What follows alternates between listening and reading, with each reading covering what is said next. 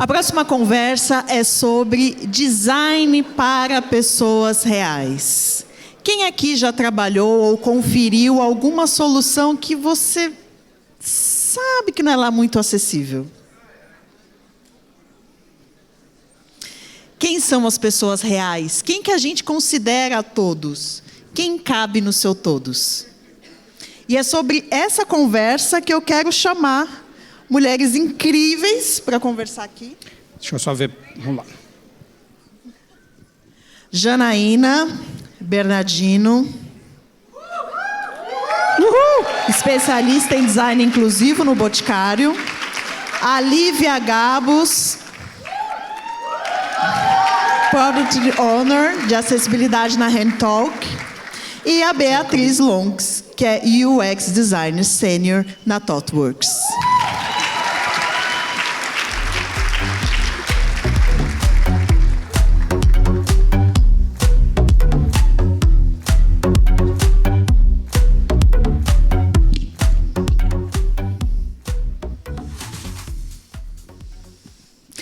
Quer um painel mais representativo do que esse, minha gente? Não.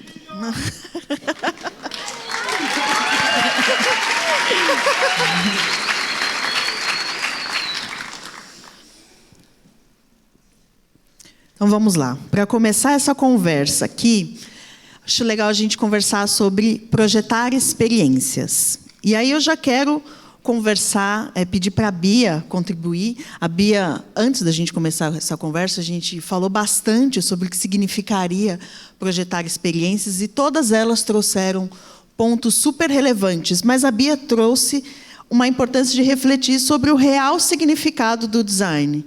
Ora projetar exclusivamente, ora projetar inclusivamente. Bia, conta um pouco para a gente sobre isso. Certo. Muito bom, obrigada. Vou responder sua pergunta. Então, eu fiquei meditando sobre isso e é uma provocativa. A gente entender o significado exatamente do que é ser inclusivo. A gente sabe que a gente precisa projetar para pessoas, incluir elas, ou exclusivamente. É inclusivamente ou exclusivamente?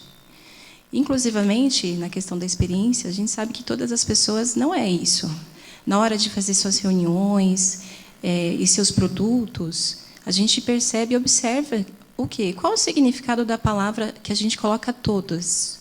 A gente vê que tem as pessoas, todas elas são importantes. E aí, será que está incluídas as pessoas que são pretas, ou as pessoas deficientes, ou as pessoas aí afora? No momento que a gente vai fazer um projeto, a gente está colocando de forma exclusivamente ou inclusivamente, né? Então, esse objetivo, a gente sabe que, com o passar do tempo, isso foi aumentando muito, né? Ficou muito popular a palavra diversidade. E isso é muito bom. Porém, no começo, a gente começa a meditar, né? E, inclusivamente, envolve pessoas. Antes da gente avançar a discussão, Bia, eu gostaria de pedir para você se autodescrever, para a gente manter essa conversa acessível também. Sim, tá certo, é verdade, claro, né? Então, vamos lá. O meu sinal é esse, dentro da comunidade surda, é um B na lateral do cabelo. Eu uso uma blusa rosa, eu estou usando uma calça preta. É isso.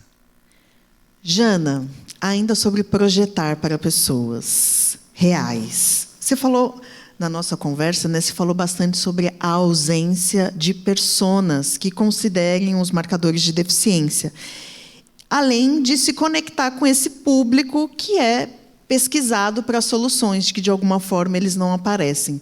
Queria que você contasse um pouco a respeito da sua experiência, de como que isso apareceu e de como você se relaciona tanto com essas ausências quanto com a implementação dessas presenças. E antes de começar, né, você queria até inclusive mostrar seu sinal, enfim, por favor.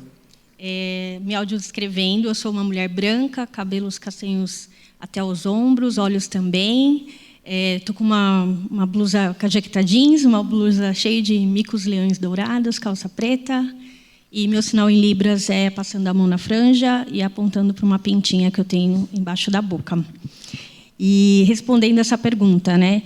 Para quem não conhece um pouquinho da minha história, eu sou designer há mais de 20 anos, tenho 40 anos, um filho, já estava super bem. Enfim, ganhei né, pelo Itaú, eu ganhei um prêmio de design, depois ganhei o IF Design Awards, fui para a Alemanha, falei, ai, que legal, acho que eu cheguei num momento bom, vou ter um filho. Aí fui eu, tenho um filho, e ele estava fazendo 1 aninho de idade, tudo normal. Eu já sempre estudei sobre o tema minha pós foi em Design e Humanidades pela USP, então isso sempre me chamou a atenção. Eu trabalhava em ONG, então eu falei, em algum momento eu quero retornar para essa temática. E aí eu comecei a estudar design inclusivo, acessibilidade. Falei, numa oportunidade eu saio e vou cuidar disso. E aí meu filho nasceu, deu aquela coragem, eu saí e fui criar, né, uma área de acessibilidade numa consultoria.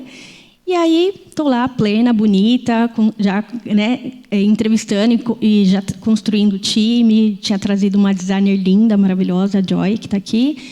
E aí eu descubro que eu estava com um tumor na cabeça, simples assim, sem muitas dores, nada, e eu tinha que fazer uma cirurgia às pressas. E ali, em 1 mês depois, meu filho faz 1 ano e eu perco a visão. Pum! Tudo mudou. E eu que observava as pessoas com deficiência, me tornei uma delas. Então, fazem 2 anos que eu perdi a visão, e eu comecei a viver na pele e na prática a exclusão, né? O quanto que nada era feito para mim, nem para os meus colegas com deficiência, e como é que eu mesma, como designer, nunca tinha exatamente feito algo tão profundo e dedicado a essas pessoas, né?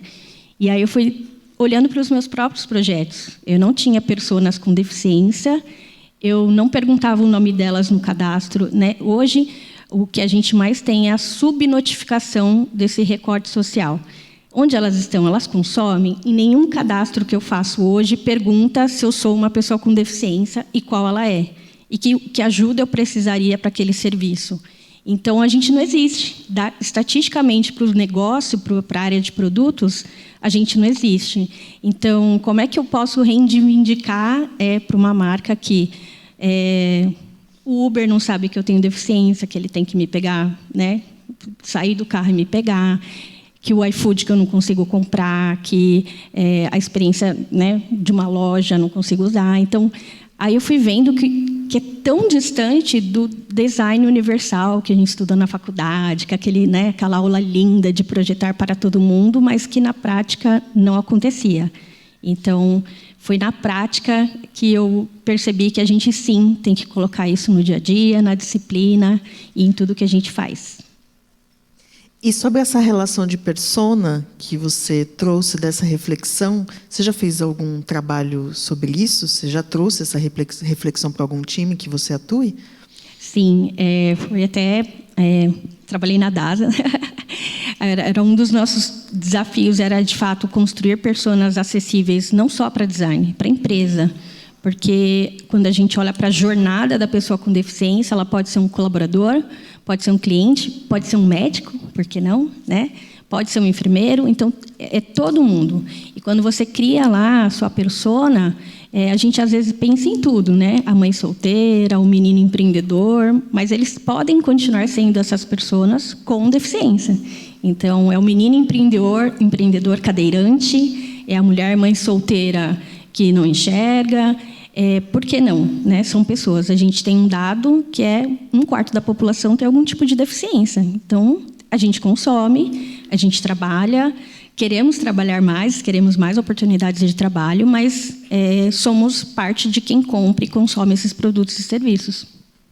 Excelente. Lívia, pensando sobre isso que elas trouxeram, né, de falta de repertório mesmo das equipes, como que é lidar com esse contexto e como agir em relação a essa ampliação de repertório sobre acessibilidade, sobre inclusão, sobre diversidade, para projetar experiências mais representativas? Tá, eu vou, primeiro de tudo, pedir, daqui a pouco você me recorda da pergunta exatamente, porque sim, senhora. Eu vou esquecer, porque eu vou me descrever. E daí, ultimamente, eu tenho minha memória curta, então a gente foca no que a gente precisa responder na hora. Então, eu vou me descrever. Eu me descrevo como uma mulher negra, de pele clara. Eu tenho o cabelo colorido nas pontas, ele está roxo no momento. Eu estou com uma blusa de frio de lã azul, clara. Às vezes aparece uma blusa, uma camiseta roxa também. e estou de jeans e um tênis branco. E o meu sinal é o L, descendo, fazendo uma espiral para baixo, por conta dos cachinhos. Fofo. Agora eu vou repetir a pergunta. Obrigada. Como lidar, como conviver, como ampliar essa falta de repertório das equipes relacionadas à acessibilidade, à inclusão e à diversidade? Eu vou falar que de mais de 10 anos atrás, isso vem cada vez mais melhorando. Hoje a gente tem pessoas que ainda são poucas que a gente conhece, mas, por favor, aproveitem esse evento maravilhoso e vão lá, chamem, conversem, falem assim: oi, eu sei que você está conversando, mas você é uma pessoa maravilhosa, eu quero te conhecer. E é importante vocês terem esse contato, esse conhecer além de uma questão estatística, e que isso faz muita falta. Mas hoje em dia a gente consegue ter essas informações. Há mais de 10 anos a gente não tinha essas informações. Há mais de 10 anos grande parte das pessoas não tinha celular. Então, hoje em dia é fácil. Mas o que acontece muitas vezes é a dificuldade que a pessoa tem de saber que precisa disso. Às vezes a grande maioria não sabe que precisa conhecer isso. Infelizmente, em muitos contextos, existe uma redundância da falta de conhecimento. Então, eu vim do interior, com um R puxando mesmo, do interior do estado de São Paulo. E no interior do estado de São Paulo, o assunto de acessibilidade quase nunca existiu. Existiu por conta do contexto de educação, mas daí foi uma coisa que eu tive que correr atrás. Eu tive que aprender sozinha. Meus professores não tinham esse repertório. As pessoas com quem eu trabalhava não tinham esse repertório. Eu tinha que buscar, lá do interior, a mais de 5 horas de distância de São Paulo, eu tive que vir para São Paulo para conseguir um pouco desse repertório, porque é aqui, na capital, que existia esse assunto. Com a pandemia, tinham falado em painéis atrás que isso foi um dos benefícios dessa acessibilidade de informações, dessa informação não estar mais só no eixo Rio-São Paulo, ela ter ido para todo o Brasil. Mas, às vezes, as pessoas não sabem que elas têm que ir atrás dessa informação. Então, cada vez mais, vocês precisam tomar conta, as pessoas precisam saber, chegar nessas estatísticas, conhecer pessoas. Às vezes a pessoa chega é acessibilidade, mais um painel de acessibilidade, mas não é sobre a questão de acessibilidade, é sobre a diversidade, é sobre conhecer, saber quem são as pessoas, conhecer a história daquelas pessoas. Você tem que ir mais do que só o assunto. E às vezes, as pessoas podem achar repetitivo, mais um painel de diversidade, mais um painel com relação a algum assunto, mas, gente, as pessoas ainda não aprenderam tudo. E, às vezes, é o primeiro contato daquela pessoa.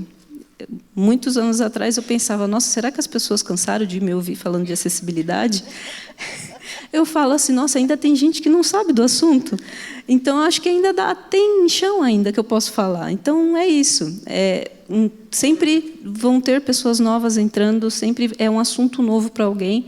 Então, a gente não pode deixar de falar, deixar que as pessoas saibam que elas têm que ir atrás dessas informações e compartilhar isso. Quero fazer aqui uma pesquisa rápida com vocês. Quem aqui já teve alguma conversa sobre acessibilidade em alguma solução que vocês já trabalharam ou trabalham? Quantas... Jana, a maioria levantou a mão. Quantas dessas conversas frutificaram em resultados? Jana, nem metade. Percebe o quanto essas conversas são importantes da gente ter? Embora todas as vezes que a gente vai conversar sobre acessibilidade, sobre exclusão e tudo mais, a gente tem esse vício de ficar na falta. Porque falta, porque meu chefe não sabe, porque ele não interessa, porque ele atropela. E aí, aqui, ao longo do dia, a gente trouxe várias reflexões sobre fazer perguntas diferentes. Às vezes a gente não consegue, de fato, emplacar um projeto em que a gente revise várias métricas, jeitos, processos e tudo mais. Mas quantas das vezes a gente também se propõe a fazer perguntas diferentes e a buscar em lugares diferentes? Então, a ideia dessa conversa é justamente da gente enveredar para esse lugar. Como que a gente sai do lugar da falta para ir para a proposição? Como a gente sai do lugar filosófico para ir para a ação? E o que a gente vai fazer na segunda-feira? Segunda-feira a gente não começa só regime, a gente começa a fazer coisas diferentes. Quais são essas escolhas que a gente vai fazer segunda-feira? E aí, voltando para vocês, mulheres, tem uma coisa que a Bia falou que mexeu muito comigo, que é, quando a gente trabalha com tecnologia, a gente fala muito sobre construção de soluções digitais e escalar soluções. E aí ela trouxe uma expressão que é exclusão em escala. Quais são as decisões que a gente toma para excluir em escala? E aí eu queria trazer uma pergunta para vocês sobre os riscos, para a gente olhar concretamente o que a gente pode começar a fazer para evitar essa exclusão em escala. E aí eu queria que vocês trouxessem, a partir da experiência de vocês como designers, alguns caminhos para essas pessoas todas que já tiveram essas conversas dentro das organizações, mas ainda não conseguiram emplacar projetos nesse sentido, emplacar decisões. Bia, quer começar? Sim, pode ser, tá bom. Certo. Nós estávamos conversando aqui e esse tema, inclusão, é importante, principalmente dentro da área da tecnologia. A gente precisa refletir que é possível e tem perigos também, há riscos. Tem, por exemplo, dentro da tecnologia, soluções e estratégias. Por exemplo, a equipe, às vezes, não tem alguma pessoa com deficiência. Não tem a diversidade ali. Às vezes, a gente tem a referência da pessoa, mas a gente, às vezes, acha que a gente está incluindo, mas não está incluindo, a gente está excluindo. A gente precisa chamar esse público diferente para poder, sim, de fato, cumprir com isso. A gente sabe que algumas pessoas não sabem, não têm conhecimento disso, mas a gente precisa partir daí de uma compartilhação. Também conversar, buscar informação com pessoas que estão na linha de frente, como líderes. Por exemplo, olha, eu tenho um propósito, mas olha, eu percebo que se algo falta, o que pode acontecer lá na frente, de forma futura?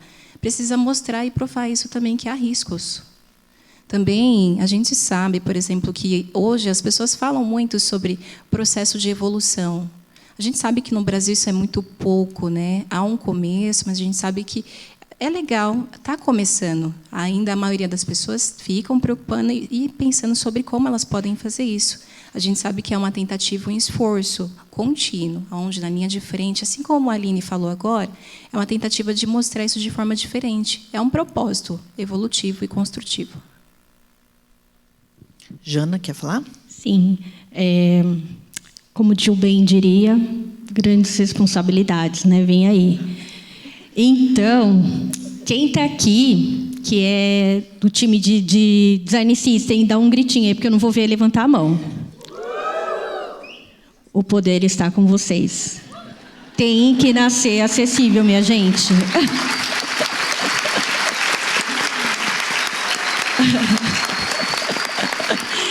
Então, assim, não que toda a resposta esteja com vocês, né? Mas quem está aqui quer UX Research, dá um gritinho aí.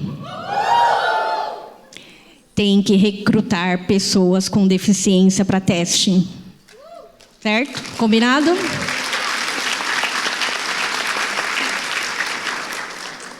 Eu vou pôr no pacote todo mundo. Writers, PDs, líderes, todo mundo.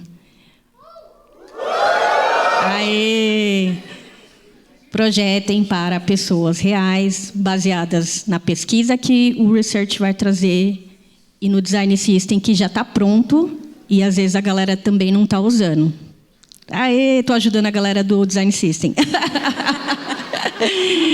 Não é enfeite aquele handoff lá onde você tem que colocar o rótulo do botão. Eu vou usar. A Bia vai precisar da caixinha de libras, do intérprete, do avatar, né? O neurodiverso vai precisar daquele formulário com texto, com etapas, com passo a passo, com ilustração, com ícones representativos para ela entender o que ela precisa fazer. Somos nós, as usuárias, amigas de vocês, colegas de trabalho, de casa, da rua, da família. Então, quando a gente brinca, né, que é projetar para ver se a nossa avó vai usar, porque de 1 a cada 4 pessoas idosas, elas vão adquirir alguma deficiência. Então, também é criar para vocês do futuro, né?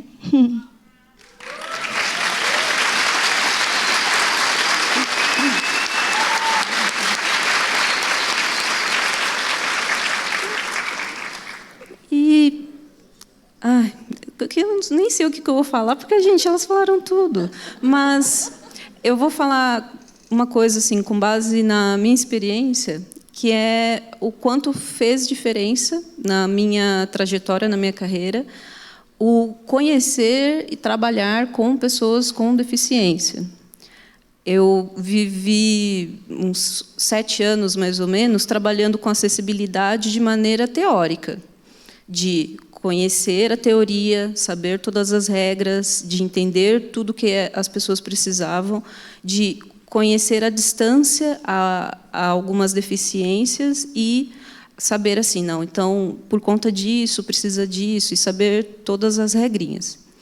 Quando eu convivi com pessoas e aprendi com elas, daí eu entendi que elas são mais do que regras, elas são pessoas. São pessoas que a gente tem que aprender com elas, conviver com elas, e só assim a gente vai saber exatamente quais são as necessidades delas, porque elas são mais do que regras.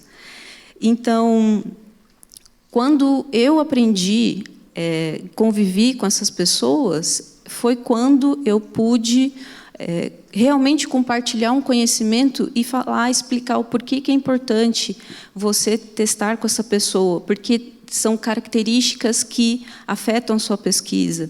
Não é porque você testou com uma pessoa cega que isso vai valer por todas as outras, porque cada ela pode ter essa característica desde nascença ou ter adquirido. Ela pode, não é porque você conheceu uma pessoa que é surda que ela aprendeu, sabe tudo sobre Libras. Libras pode ter sido um ponto para ela se comunicar melhor, fazer parte da comunidade, ter aprendido depois de um tempo. Então, cada um tem uma característica. E você não tem como generalizar, porque isso impacta. Então, quando a gente leva isso, a gente pensa em escalar esse processo, é pensar assim, por que não todas as pessoas que eu vou entrevistar agora, elas têm alguma característica diversa, diferente? Por que não? Por que eu tenho que fazer uma bateria só com essa porcentagem que é mais igual? Por que todas elas não têm uma característica diferente? Todo mundo é diferente. Então, não faz sentido eu tentar fazer uma pesquisa que seja homogênea. Não faz. Então, as pessoas pensam muito que a acessibilidade é uma ponta do processo e ela tem que estar em tudo, como a Jana falou. Então, cada um tem um papel. Então, quando vocês conhecerem um writer, o que faz parte nesse contexto? O que a acessibilidade, a diversidade faz parte do meu contexto? É trazer essa tarefa para si. E daí ir atrás e conhecer pessoas. Porque você conhecendo pessoas, o seu trabalho vai fazer todo sentido. Eu acho que é isso que falta nas pessoas. Porque quando elas não conhecem, elas não vão falar assim, eu estou projetando para alguém que talvez use, mas, como a Jana e a Bia falaram, a gente não tem essas estatísticas, a gente não sabe quantos podem usar. Às vezes não pode ser relevante, mas quando eu conheço, eu sei que é ela. Mas a gente também tem os parâmetros demográficos, que aí vai dizer que parte da população é. Então, 54% da população é preta. 15% da população mundial tem deficiência. É que no Brasil a questão do IBGE, para mensurar pessoas com deficiência, tem uma série de questões, inclusive de compreensão do que é a deficiência, que faz com que a gente tenha, ora 10%, ora 24%. E ainda tem outros parâmetros, né? Tem a população que é idosa, tem a população que é imigrante, que não fala português no Brasil, enfim. Tem muitos parâmetros que a gente pode se espelhar para entender o quanto que aquela amostra é representativa. E aí eu já queria aproveitar e dizer que a gente tem espaço para uma pergunta. Quem quer fazer essa pergunta? Eu vou pedir gentilmente que a pessoa que queira fazer essa pergunta, que seja breve na sua colocação, para a gente ter tempo para conversar.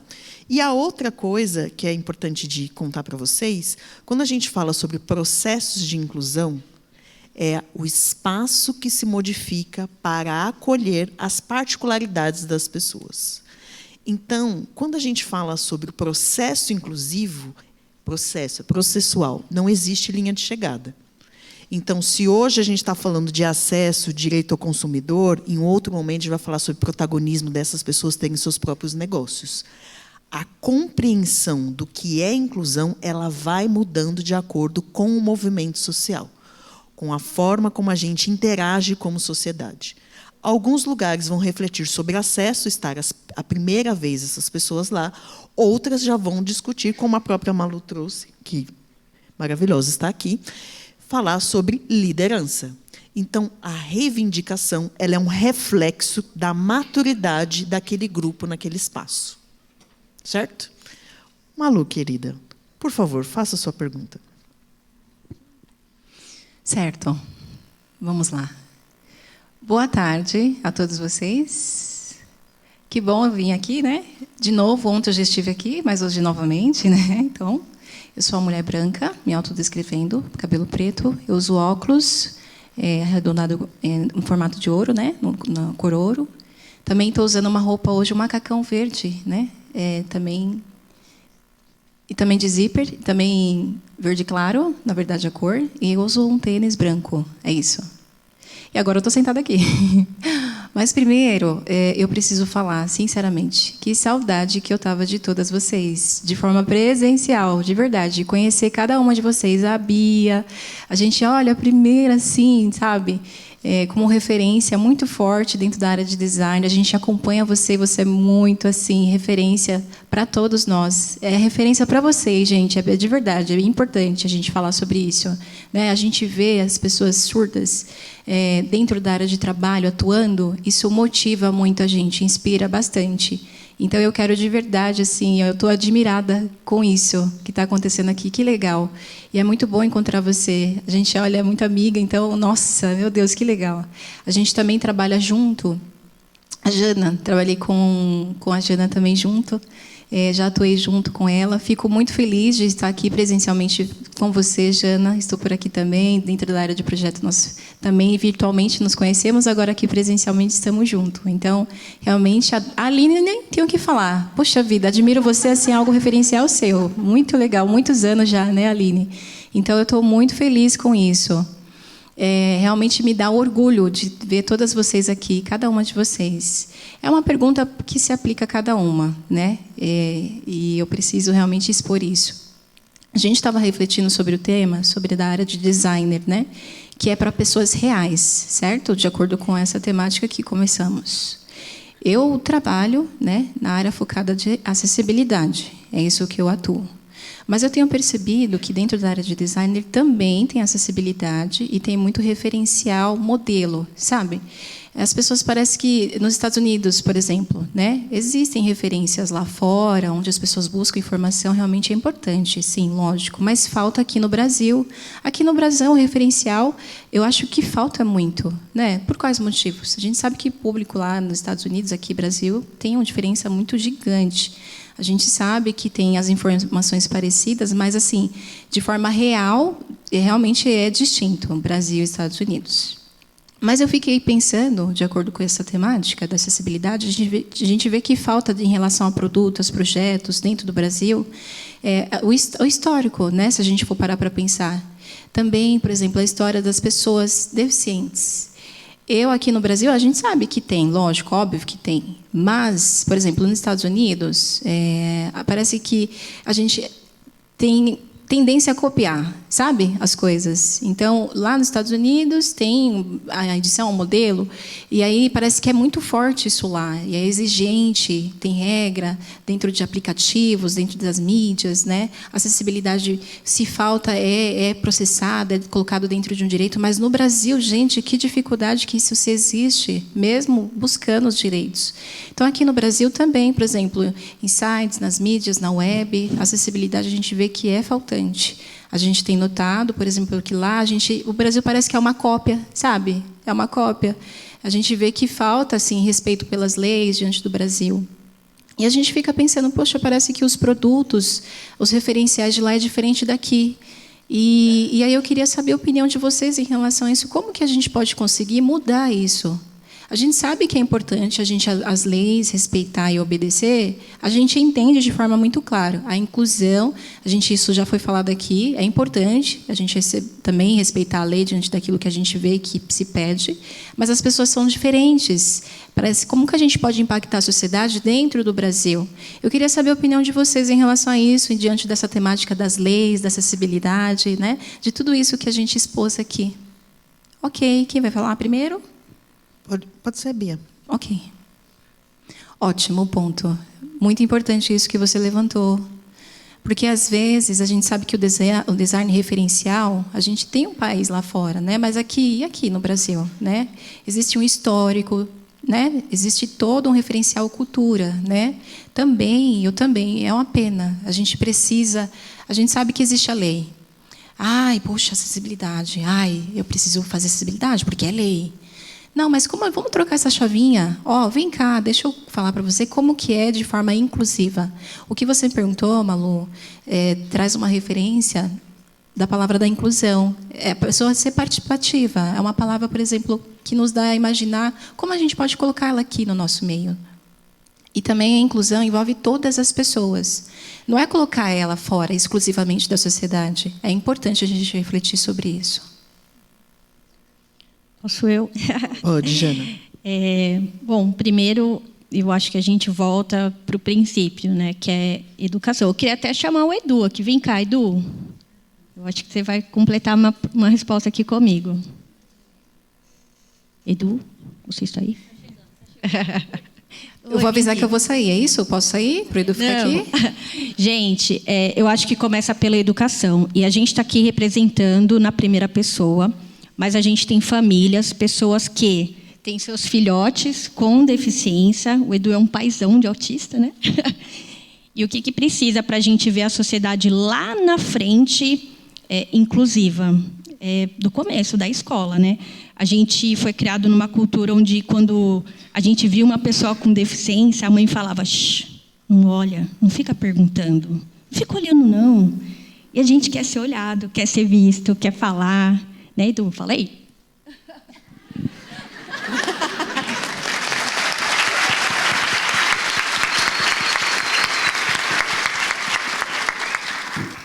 Isso entra também na questão da invisibilidade que a gente falou, né? Se falou bastante aqui. Tem deficiências que são invisíveis e tem pessoas que estão lidando diretamente com a deficiência que também acabam sendo invisibilizadas, né?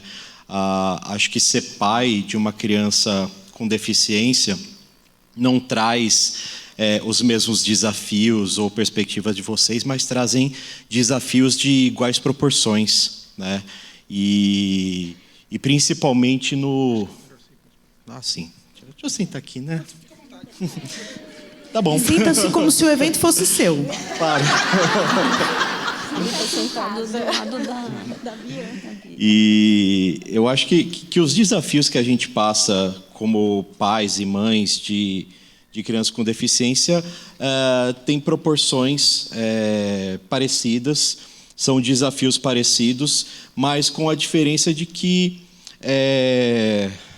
como eu posso dizer, eu sinto a dor do meu filho.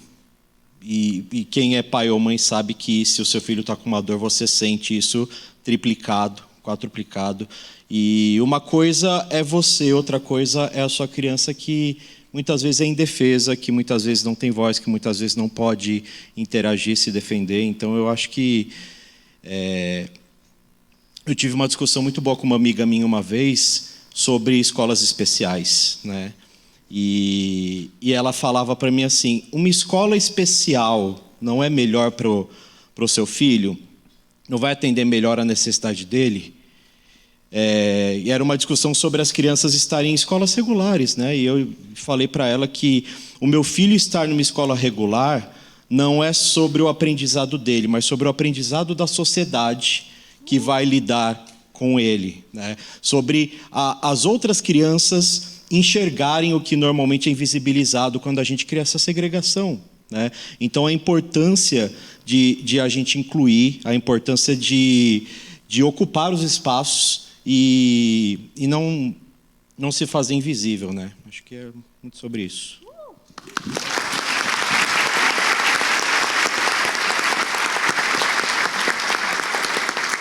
Lívia, você quer complementar? Eu quero. Eu vou. Bom, eu não ia para esse lado pessimista, mas assim, vamos tentar. Uma curiosidade que eu sempre tenho: quem daqui conhece alguma empresa, trabalhou numa empresa ou algo relacionado que levou um processo com relação à não implementação de acessibilidade? Tem mãos. Tem mãos. Então. Dá um gritinho para a Jana. Eu vi 2 mãos, 3. Eu vi umas 4 mãos. Nossa, tá surgindo mão? Peraí, povo. Gente, erga essas mãos aí que eu não tô contando, não. Ninguém tá gravando vocês, eu não tô tirando foto. Isso, agora eu tô vendo. Apaga a luz, não mostra. Eu não conto, pode deixar, eu não conto. Não tem muitas, tem umas 10. Eu vi umas 10 mãos. Mas, assim, é a primeira vez que eu vi bastante mãos. Mas, assim, o que acontece? Isso é uma situação forçada. Você fala assim, você tem que ter acessibilidade, você querendo ou não. Isso sendo uma prioridade, uma preocupação naquele momento ou não. Isso é o aprender pela dor. E acho que a gente está falando aqui, todo esse contexto, o aprender, o não sofrer, o não precisar sofrer para aprender. E eu acho que é isso. E tem um contexto que eu aprendi bastante nessa carreira, que é a questão dos vieses, que essa questão de você chamar, conhecer pessoas e tudo mais, isso existe em todas as situações, mas a gente tem que criar um viés do bem, um viés não na perspectiva negativa com relação a isso, mas na perspectiva de você, tem essa pessoa preta, vamos fazer um núcleo só de pessoas pretas, vamos chamar só pessoas surdas, vamos chamar um monte de gente diversa para trabalhar junta, e é isso. Eu conheci aquela pessoa maravilhosa, chama ela para trabalhar. E você chamar pessoas, não precisa ser pessoas iguais a você, principalmente pessoas diferentes de você, e aprender com elas, porque você quer isso, porque você tem que sempre estar nessa perspectiva de aprender, e aprender porque você quer e que você quer levar isso adiante. Aprender para levar todo esse conhecimento. E isso não ser uma necessidade, isso não ser obrigado. O que a Malu tinha perguntado, eu vejo assim, a gente copia muito os Estados Unidos, mas eu acho que a gente devia copiar essa perspectiva de ir para conseguir o que a gente quer, essa questão dos processos, por exemplo. O aprender pela dor eu ainda vejo que é muita necessidade, mas eu acho que cada vez mais nós estamos participando de situações que a gente vai vendo o quão é importante não precisar aprender pela dor, aprender apenas pela necessidade, que não é tão difícil e não precisa ser tão sofrido. Tem 2 coisas que eu quero falar sobre isso. É que vocês sabem que no Brasil tem uma lei que fala sobre acessibilidade? Quem conhece essa lei? Todo mundo sabe, Jana. Todo mundo sabe que a lei existe. Se todo mundo sabe que a lei existe, por que ela não está sendo cumprida? Na cara. Ela não está sendo cumprida porque ela não é prioridade para a gente. Mas é uma lei. Pelo compliance, as soluções digitais têm que cumprir a lei. O Estatuto da Pessoa com Deficiência, a Lei Brasileira de Inclusão, como ela é conhecida, ela diz sobre acessibilidade digital. E que as empresas podem ser punidas. Se todo mundo sabe, então por que ela não é concretizada?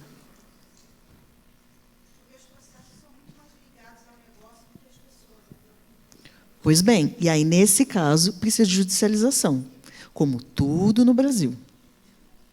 Só precisa da judicialização.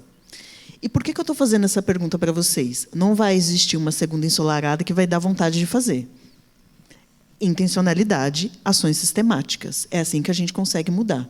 Inclusive para pressionar o negócio a tomar decisões melhores, porque essas pessoas são consumidoras, como elas mesmas trouxeram. Certo? Então, a gente tem combinado que segunda-feira já vai ser diferente. Vamos cumprir a lei. E, para encerrar esse painel, eu quero contar uma história que ninguém sabe aqui e foi motivado pela Jana, este ser humano aqui. Ela me disse o seguinte, que existe muita falta de acessibilidade, de uma forma geral, para acessos de cursos de tecnologia e de UX. E que essa intencionalidade existe há muito tempo na Mergo. Eu não estou fazendo aqui por de jabá, não. É porque é para ser bastante legítima com o que está sendo feito no mercado. Essa preocupação de ser acessível e não só de levar a acessibilidade de conhecimento, como de tornar esse espaço, essa experiência mais amigável. Já que a gente fala sobre experiência, vamos promover experiências que sejam amigáveis. E ela diz... Estou aqui falando para você porque eu estou contando a história para todo mundo entender, tá, Jana? E ela isso é uma postura anticapacitista que eu sempre falo e ninguém entende, sobre ser aliado. E ela falou, eu vou fazer uma coisa que eu adoraria fazer, que é uma homenagem para o Edu. E aí eu falei, o Edu vai me matar, mas vou bancar essa. Quero fazer chorar aqui. E ela falou, cara, para mim é muito simbólico ter uma pessoa que tem um negócio. Educação não é negócio. Uma escola pode ser um negócio. Educação não é um negócio. Mas ela tem um negócio de educação e ela procura promover inclusão e acessibilidade. E aí ela falou, olha, a questão da parentalidade, que começou a conversa num painel e acabou o tempo para a gente falar, é uma questão complexa que o Edu também traz na história dele, que ela já até comentou aqui uma parte. E aí ela falou, cara, seria muito legal ouvir dos filhos dele como essa experiência de ter um pai anticapacitista. E aí a gente pediu esse vídeo, que está com a produção.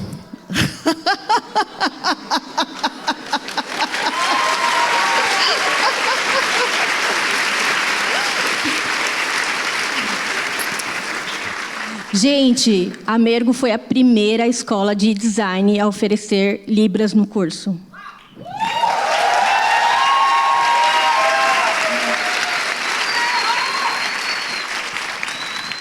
E aí tem um outro elemento que ela fala assim, tem uma questão do capacitismo que é falar por. As pessoas já têm sua própria voz. A Jana pode vir aqui falar sobre experiência, a Bia pode falar sobre experiência, não precisa eu vir falar sobre experiência de pessoas com deficiência. E ela falou, cara, eu queria que eles falassem como é essa experiência. E aí, então, eu vou pedir para a equipe mostrar um vídeo que é um recado que o Yuri fez. Ele conversou com o Lenin sobre o que o Lenin gostaria de conversar. E aí o Yuri trouxe o Mário interpretou o que os dois gostariam de dizer para você. E é isso que é o vídeo que eu gostaria de mostrar para vocês. Tem 1 minutinho, mas é só um recado do Yuri. Eu te amo, pai. Beijo. Novo. E eu gosto muito quando ele me abraça, me ama e dá beijinhos. E eu gosto muito dele. É. Quem é esse? E essa pessoa é o papai. Oi, aqui eu venho no armário. Queria dizer que eu estou super feliz e o Yuri está animado para vocês comprar figurinhas. E o recado que o Len diz é que ele gosta muito de você e gosta muito de sapatinho de corda pro papai. E o Yuri gosta muito de você. E ele também gosta muito de entender os recados dele e também as brincadeirinhas que você faz. Tchau! Aviso de Maio, de Yuri Lenin e Maio para Eduardo.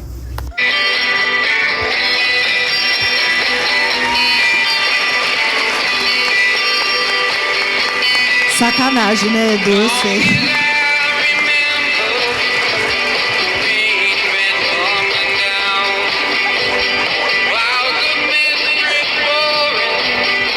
E ele ia fazer encerramento do evento. Acabei com ele, gente.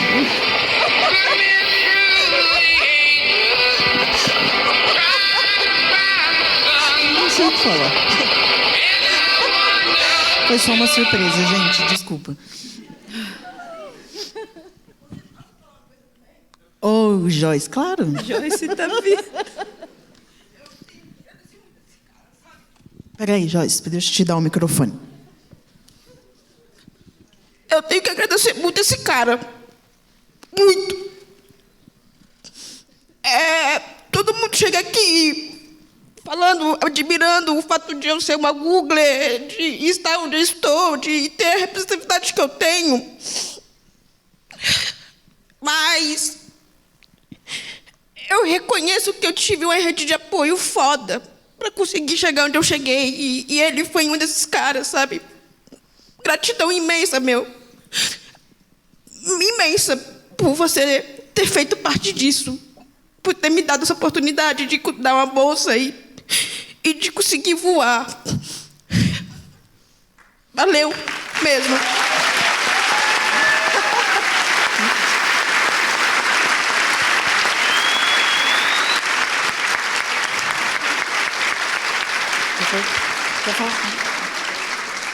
Eu vou encerrar com a fala do Eron, tá? Porque a gente já estourou o tempo, né, gente? Para variar. Eu vou falar daqui de baixo mesmo, tá bom? Tá bom. Eu sou o Eron, eu sou o surdo, né? E hoje eu também tenho muito a agradecer ao Edu e agradecer também a minha amiga Beatriz por se tornar essa referência, sabe? Para a Malu aqui também, essa referência. E aí depois também para a Ana Coentro, que está aqui presente com a gente. Como que eu comecei da área de UX, né? Foi justamente por esse motivo aqui que está sendo citado, que é o curso na Mergo, né? Eu não sabia o que significava UX. E aí a Beatriz, que é uma minha amiga há uns 15 anos mais ou menos, eu perguntei para ela o que significa UX. E aí foi quando ela me explicou e eu percebi que nessa área faltava para acessibilidade também. E aí eu comecei a voltar todos os estudos de design nos produtos para ver como é que eu poderia, né, uma comunicação visual, colocar acessibilidade na área de UX de verdade, né? Eu vi que faltava realmente muita acessibilidade nessa área. E foi quando eu perguntei para ela, né, onde é que eu consigo fazer um curso dessa área? E aí ela me indicou a Mergo. E aí eu, mas lá de acessibilidade tem sim, vai lá. E foi quando eu conheci o Edu, que não tinha intérprete na época, mas a gente foi fazendo essa interação, como é que a gente podia fazer para colocar um intérprete.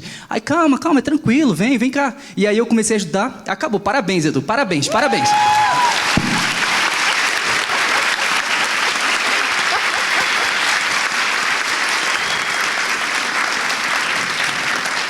Ei!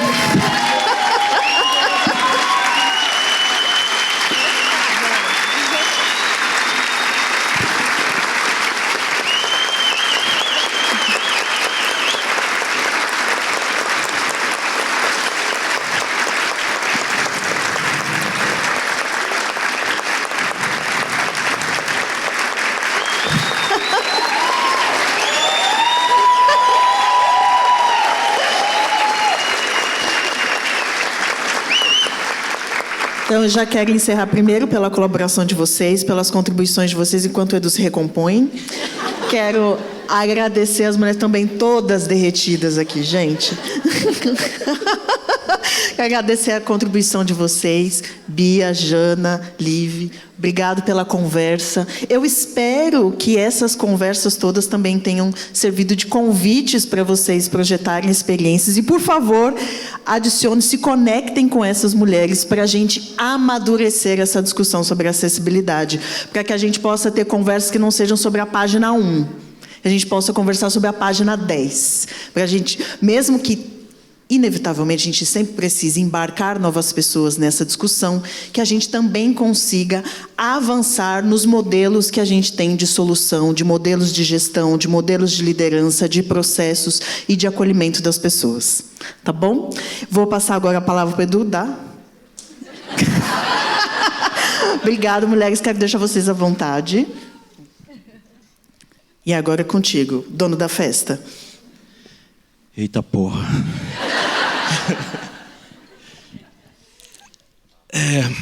Tem uma frase que eu gosto muito de um cara chamado Mark Cook.